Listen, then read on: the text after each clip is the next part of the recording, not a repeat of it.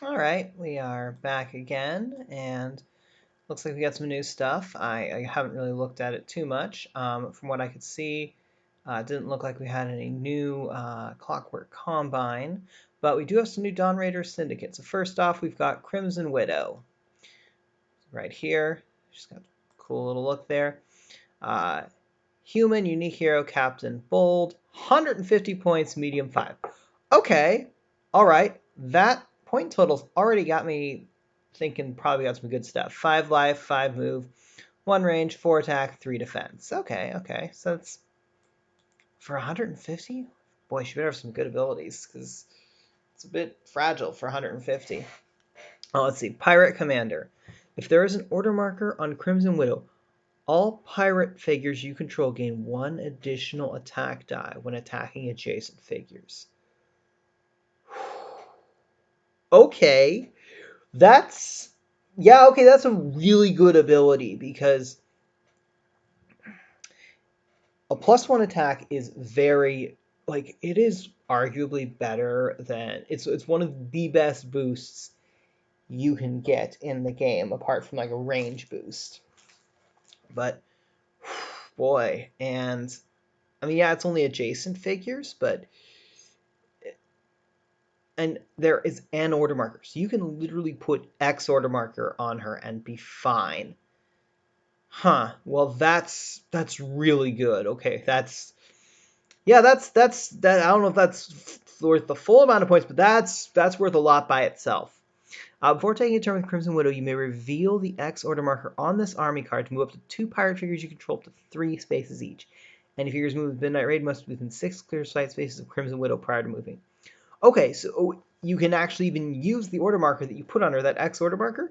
You can just reveal it and move up to 2 of them that you control 3 spaces each. Now, that's not amazing, but I mean, you're not really using that X order marker for much else, probably. And yeah, wow, okay, so, and if there's any kind of movement special fun things, you can do some shenanigans. On higher crew, at the start of the game, you may choose a unique squad in your army. For this game, that squad's class is Pirates, regardless of what is listed. Oh, oh,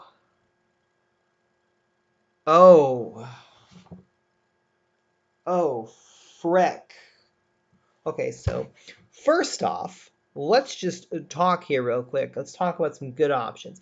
So you want things that are gonna be attacking adjacent figures, which means, thankfully, some of the best unique squads in the game: Krav Maga, Airborne Elite, Marwares, all not great choices here. Not bad choices, but not great ones. Um, the Tarn Viking Warriors are actually a really solid choice here. Frostclaw Paladins, going to be a great choice. They're a bit expensive, especially because with the 2 of them, that's going to be quite a bit of points. But Tarns are going to be just excellent choice here. What else? Any of the Samurai squads, especially, frick, Tagawa Samurai might even be a better choice than those Frostclaw Paladins. That's, yeah. Izumi Samurai. Actually, I think Izumi Samurai are even better than Tarn Viking Warriors. Because what you basically then have is you have... Izumi Samurai, I think, actually work the best with Crimson Widow. Okay, so hear me out. So, thanks to Pirate Commander, you're looking at 6 move, 1 range, 3 attack, 5 defense. And they're 60 points. And they have Counter-Strike. And I can move them up to 3 spaces each. Which means they can be incredible defensive blockers. You move them adjacent to something, your opponent's in trouble. Like, yeah, I think Azumi Samurai are the best choice for higher crew. Trying to think if there's any other good ones, but I think Azumi Samurai are the currently, from what I'm seeing, they're probably going to be your best choice because they're cheap. They already have they benefit. So the jump from 2 attack to 3 attack is really big. Like, it's arguably bigger than a jump from 3 to 4 attack. Because 2 attack, very few people fear that, but 3 attack is, yeah. And they have 6 move, and they have 5 defense and counter strike. And again, they're not a big investment. Like, I legitimately think Azumi Samurai are the best choice with this one. Oh yeah, that's worth 150 points. That's the higher crew and pirate commander are really good, and this she's not super durable, but like as long as you're not like bold is interesting because you want to keep her somewhat close to the action, but you don't want her to be like super in the middle of it. Okay, let's take a look at what's next here. Dreadnoughts of New Tortuga. Those are okay, these are the gorillas, right? Or I guess they're a number of creatures. So let's see what we got here. We've got integrated. Oh, I like it. Unique squad, pirates, wild. They're a medium 5. They're 100 points. Okay, that's solid. They've got 2 life each. They've got 6 move, 1 range, 4 attack, 3 defense. And they're a squad of 3. So those are some really good stats. What do we got here? The captain's way. At the start of the game, choose one unique captain you control to be the Dreadnoughts of New Tortuga's captain for this game. Dreadnoughts of New Tortuga roll 1 additional defense die against attacks from non-adjacent figures when their chosen captain is within 4 clear sight spaces. Okay, so you definitely want to make sure that you're keeping the your figures close to your captain, because you get that defensive bonus since they're 4/4s. That's really well against range, which is good. Captain's orders. We're taking a turn with the Dreadnoughts of New Tortuga. We face to take a turn with their chosen captain or a pirate hero you control. Interesting. Interesting. Oh, because Cornelius Breach counts as a pirate, but he's not a captain. Oh, okay. I'm seeing now. You can't choose him at the beginning, but he's a good backup captain. Okay. Okay, I see what's going on here. I like it. Okay. Mortal Blow. After attacking an opponent's figures, roll 1 attack die for each wound inflicted on that attack. For each additional skull rolled. Okay, so this is like Master of the Hunt's ability, except it's on a squad with 4 attack. That's a hero killer. So this isn't incredible, but like it's really solid. They're 3 defense is not amazing, but they're almost you're gonna almost always have them at 4 defense. So like they're going to be pretty beefy for pretty much most of the run.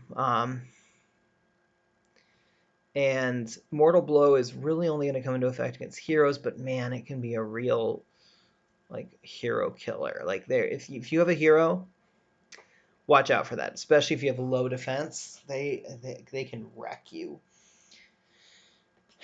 Okay, so that's pretty good. Knaves of the Silver Scimitar. So that is not this one, but this one here. Okay.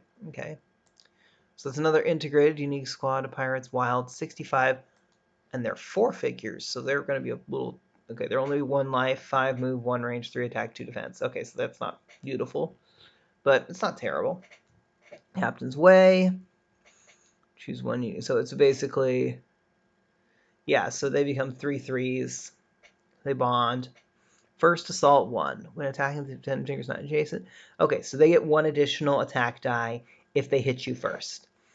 That is like why am I forgetting his name? Valgard's ability, but with a little bit more. Well, essentially, they have disengage, which means almost every single turn that you can get it, you should be trying to do this. Like you can they're almost always going to be attacking with 4 or 5 attacks. So watch out. Like that first assault combo is with disengage. Like one of the reasons why Valgard is so hard to use right is because his base attack is 2. Well, it's not hard to use right, but one of those things where you have to, if base attack of 2, you kind of have to keep taking these disengages. Whereas with them, they can just take it for free, and if there's anyone else in range, hit them with 4 attack. Like, there's no reason not to. And if they get height, 5 attack. Like, that's gonna be really dangerous. I honestly think they're better than the Dreadnoughts, just because it's a squad of 4, it's cheaper, and they're gonna be able to hit potentially as hard or harder than the Dreadnoughts. So I think the Dreadnoughts are still really solid, but I think, yeah, the Knaves will probably die a lot quicker in melee. But man, they can just, they'll be able to wreck some stuff. I think for anything that's got a bunch of common squads, the Dreadnoughts are going to be a little bit better. But if you're playing in like an Age of Annihilation where there's just a bunch of unique squads and heroes running around, I think you'll find the Knaves to be just a little bit better because of how sneaky they can be. All right, do we got any others in here? Okay, so it looks like that's all. Oh, yeah, no, so. Oh, Killian Vane is now a pirate. I thought he was a captain before. Okay, so that means basically he doesn't get able to get chosen as the captain, but you can take a turn with him. Okay, so Killian Vane, Dorim, and Cornelius, you can take turns with them and bond with them, but you can't choose them for the captain. You can only choose Fiabani or Crimson Widow, and kind of depends on what you're trying to do. Oh, you can also choose Bachberna. Okay. I think having seen some of this, there's a lot of things that you can do with this, and a lot of potential army combinations. Let's see, real quick. If you're doing both of these, 100. What's fun fact? You can actually pick different captains for both of them. That is something. You don't have to choose the same captain for both of them. So if you did 165, and then that one would be 315, leaves you with roughly 185 to go with. So you could definitely take Dorim and either Fiabani or Cornelius, or Killian, Bachberna, and like the Zumi Samurai. That's actually not a bad army there. I'm kind of looking at some of these figures. Let's go back and look at them knowing that we kind of got this stuff here. So, actually, real quick. All pirate figures. So that means any of these, Cornelius, who, again, first assault, so that's going to be 5, 6 dice. So that's good. Bonnie won't get any boosts like that, but this Master Disguise could be very helpful at keeping your figures alive longer. We talked about the Chain Axe. Giving him an attack of 5 is, I don't know, I'm going to say it probably functions itself out to being like closer to like an attack of 6 or 6 point something. Killian, I guess it helps him, but like, I don't know. I think Killian's the one that is the least. He's got the range special attack, but I think he's the one that I find least. Oh, actually, shoot, real quick. Charge. So if you're using Dorim and bond with him, and with these ones, or these ones, yeah, look at that, 7, 6. Yeah, you got some good stuff. Yeah, I think Azumi Samurai are a good best call there with them. Okay, Dryad Lifeborn Order doesn't look like we have anything new things. So Ironclad Collective, Iron Lich, Bilistep, or let me find him. Iron Lich Viscerat. I'll let that load for a second.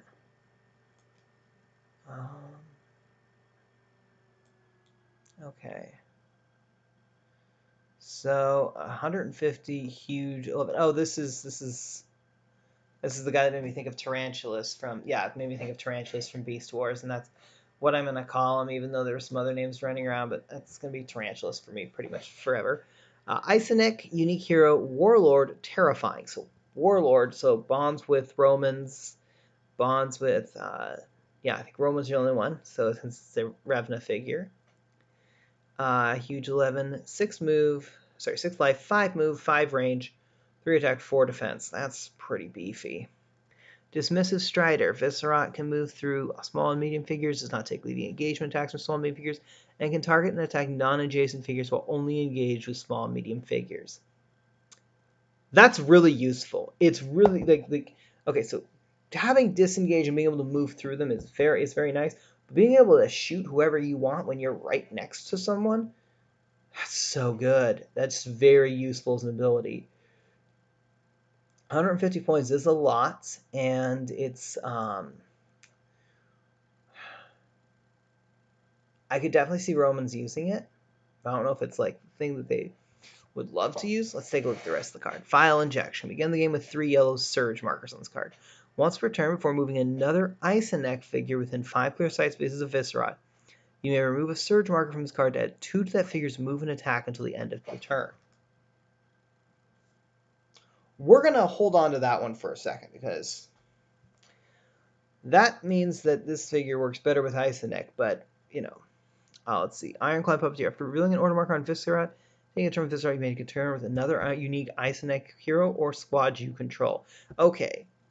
So yeah, you can bond this guy with the Romans, but only the first ability is really going to help you. Everything else is going to be pretty Guess depends on what the rest of the army would look like. Hellforge Manticore, which is this thing, the alright, so let's see. It's another Isonek unique hero, Devourer, Menacing, Huge 9, 130 points, 6 life, 4 move, 1 range, attack 4, defense 4. Seems like a pretty 4 move makes it like feeling like it's a pretty good target for a surge marker. Let's take a look. Blast Furnace 15. Before moving normally with Hellforge, and each time Hellforge moves onto a space during normal movement, you must roll a 20-sided die once for each figure adjacent to Hellforge. If you roll a 15 or higher, that figure receives 1 wound. Figures with the lava-resistant special power are not affected by Blast Furnace. Hellforge cannot roll for Blast Furnace against the same figure more than once per turn. Okay, so basically it's like Avernus being able to just wreck through things. Got it. Okay, but it's a little bit less good, but still, auto wounds are auto wounds. Need the forge of a figure or destructible object adjacent to Hellforge is destroyed.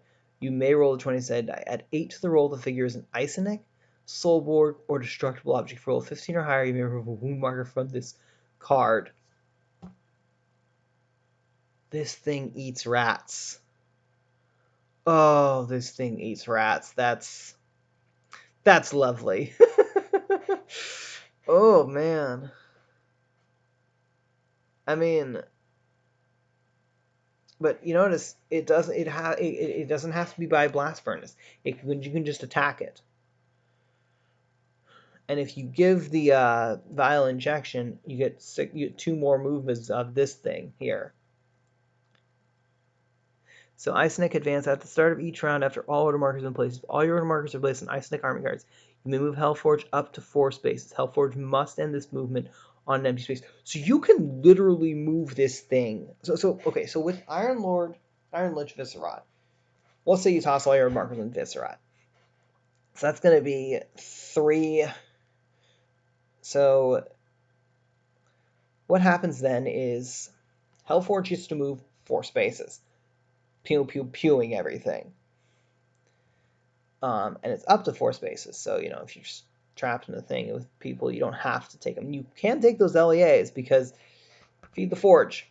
Feed the forge. So I honestly think taking the LEAs sometimes is going to be worth it, especially if it's going to get you into a better position. And then you can burn surge markers on this thing, and it'll get you, like, you can move. I mean, assuming you don't even do anything, you can get like 16 spaces of movement with this thing in a round.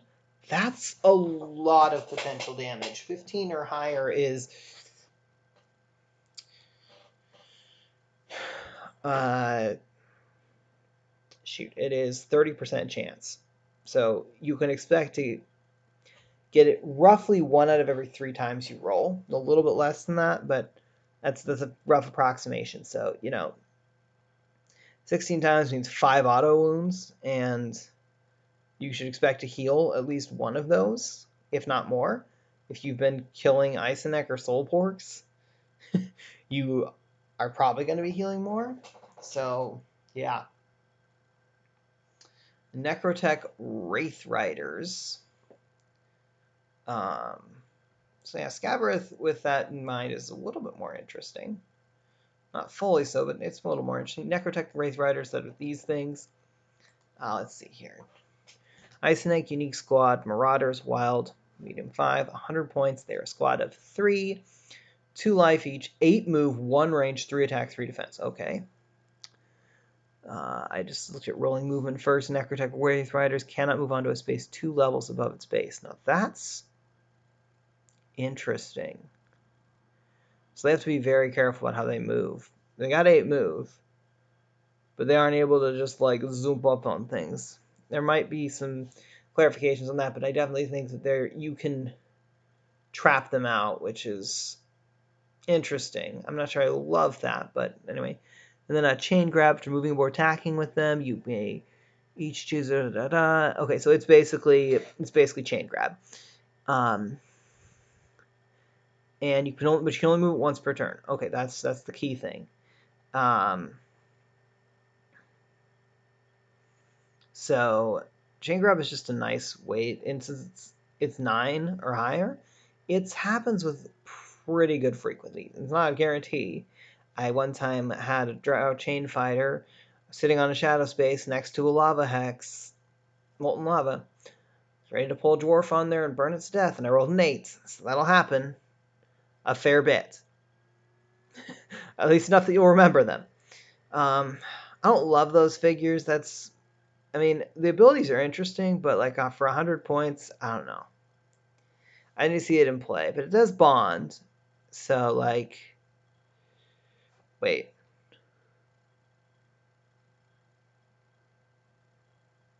Okay, so yeah, so you'd only be able to update one of these figures to 10 move and 5 attack, which I don't know. I feel like honestly, just put your surge markers on the Hellforge. Like, these things are nice, but like,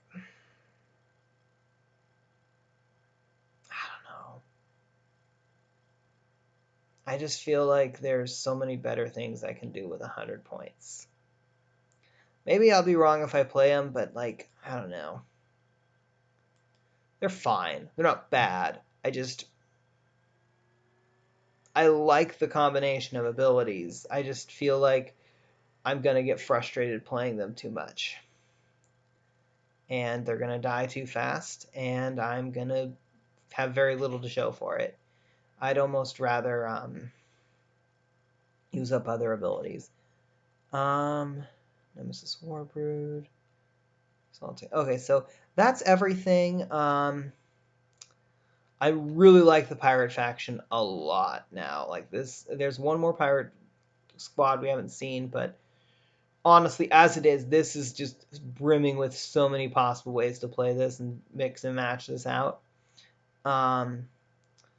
This combo is terrifying. I'm a little less high on the Wraith Riders. They're not bad. They're not great though. Chain grab is fun, but like, I just feel like you're gonna end up in positions where you're gonna want to I don't know. I feel like there's going to be too many times where I'm just gonna be disappointed with the Wraith Riders.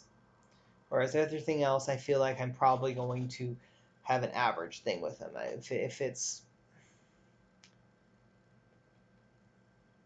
I don't know, like what am I trying to say here? With the Drow Chain Fighter's chain grab ability is fun, and VC did something with Motley Max with that figure, and it's a fun ability. The concern I guess I have is that Drow Chain Fighters are only a 25-point investment, so I'm not really giving up much if the chain grab fails. But 100 points is a sizable investment, and I just feel like I'm going to be a little too. I just. They're going to be great for disrupting movement. Wait. Hold up a sec.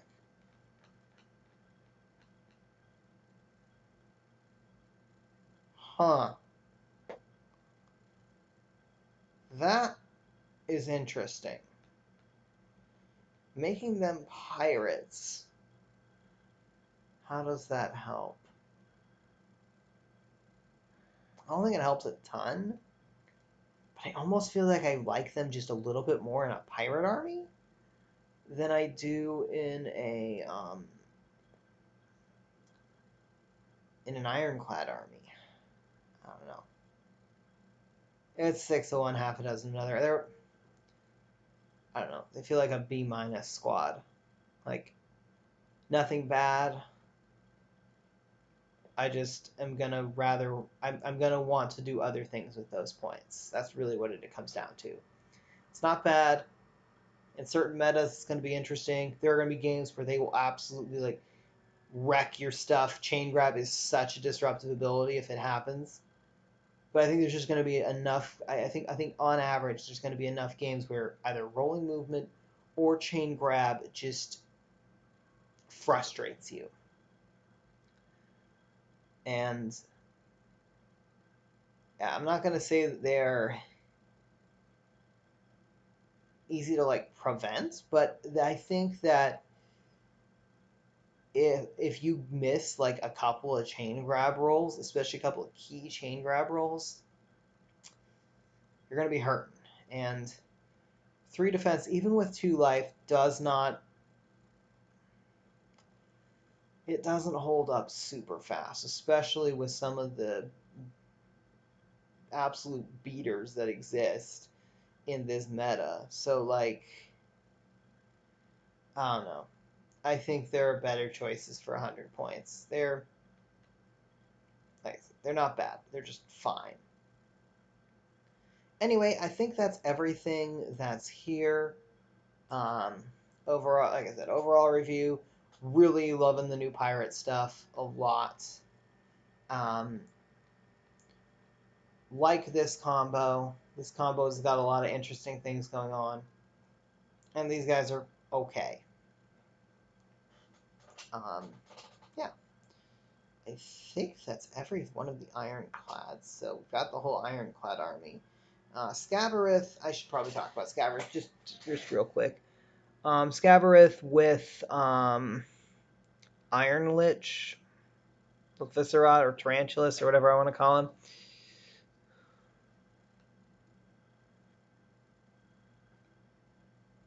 So, fun interaction. That surge marker, if you then take the X order marker there,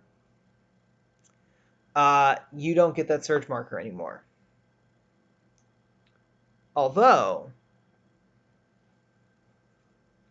double bursting, taking battle surge, then hitting with the surge marker to have 7 move, 7 attack, that's tempting. That's tempting. Is it better than I think putting it on the Hellforge? No, I think the Hellforge is almost always going to be where you want to put all of your surge markers. You can't put them on him. That would be interesting if you could, but I get why you don't, because, yeah. Another part of me wants to call this guy Vecna because he's got some of these fun abilities. Anyway, yeah, I think I will Scabarith and the Necrotech Wraith Riders. They're not bad figures. They're just... this is better. That's really what it feels like to me. Anyway, those are my thoughts overall on everything. I will catch you around for the next bunch. Talk to you soon.